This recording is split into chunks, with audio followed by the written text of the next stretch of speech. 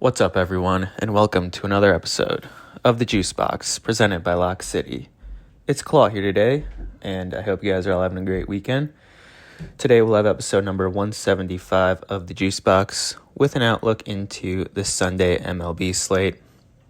But before we get into it, just a reminder that you can join our premium tier Discord at wap.com/LockCity. For only $5 per month, this gets you access to every cheat sheet every day across all active major sports, access to premium picks from all 9 of our pro cappers, and tons of sports-specific and stat-specific data points on a daily basis to help you become a better sports bettor. That's wap.com/LockCity. Get instant access for only 16 cents a day. All right, to recap, yesterday, JuiceBox Lock of the day, Royals moneyline was a winner. They got the job done 2-0 over the Twins. We also talked about Cubs moneyline.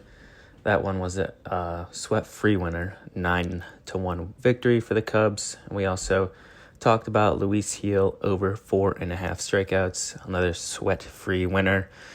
He finished with 7. So let's stay hot and let's find some winners today. Also, though, if you're listening every day, make sure you hit that like button, follow us on YouTube, or subscribe on YouTube, follow us on X. Would really appreciate that. So without further ado, let's get into today's slate. The first game that we'll talk about is the Giants Nationals game. We've got Justin Verlander versus Mackenzie Gore. More specifically, we're going to look at Mackenzie Gore strikeouts. The line's 5.5, and I like the over. Gore has not been good recently, but I think this is a good bounce back spot for him. This guy, he has great K stuff. There was a stretch in the season where you couldn't get Mackenzie Gore 5.5 Ks. He ripped off like 12 straight games of at least 6 strikeouts earlier in the year. I think this is a good spot for him today. He's going to be in San Francisco. It's one of the most pitcher-friendly parks there are out there, and he's got really great history versus this Giants lineup. He's got a 39%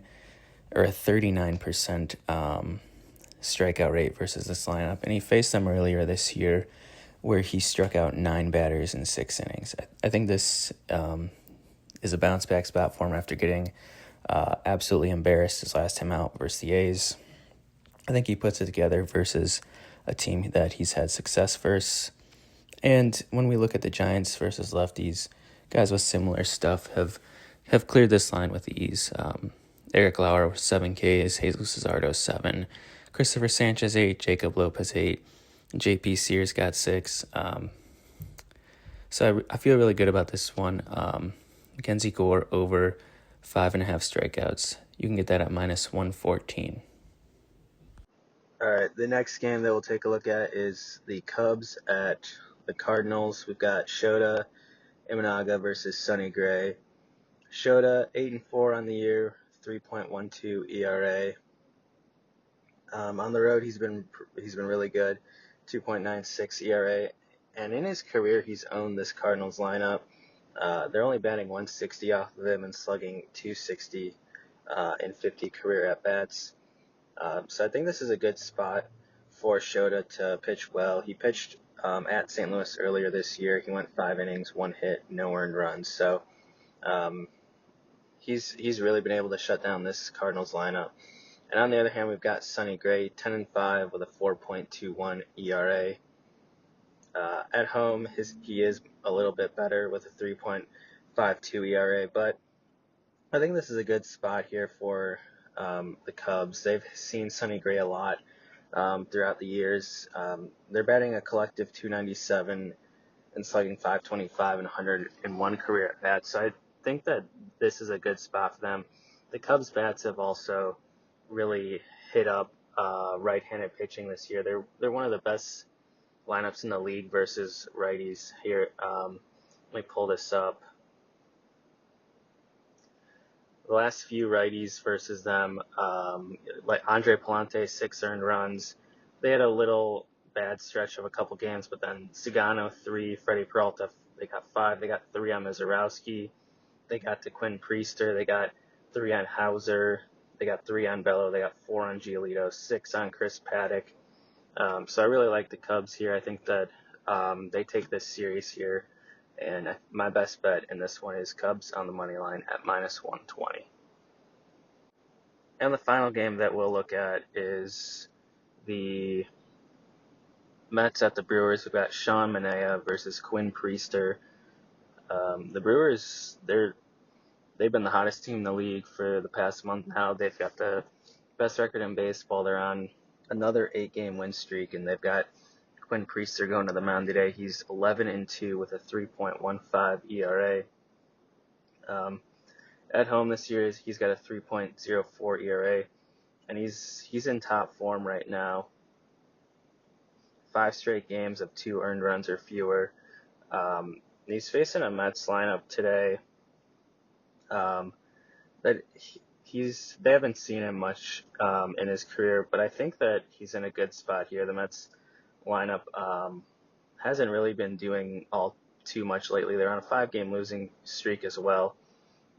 So we've got a total polar opposite streaks here. So I think Priester can pitch well. Like I said, the Mets lineup, they've scored 2 or fewer runs in 3 of their last 4 games, so their bats are pretty cold. I think it's a good spot for Priester to have a quality start. On the other hand, we've got Sean Manaea. He's 1-1 with a 3.52 ERA.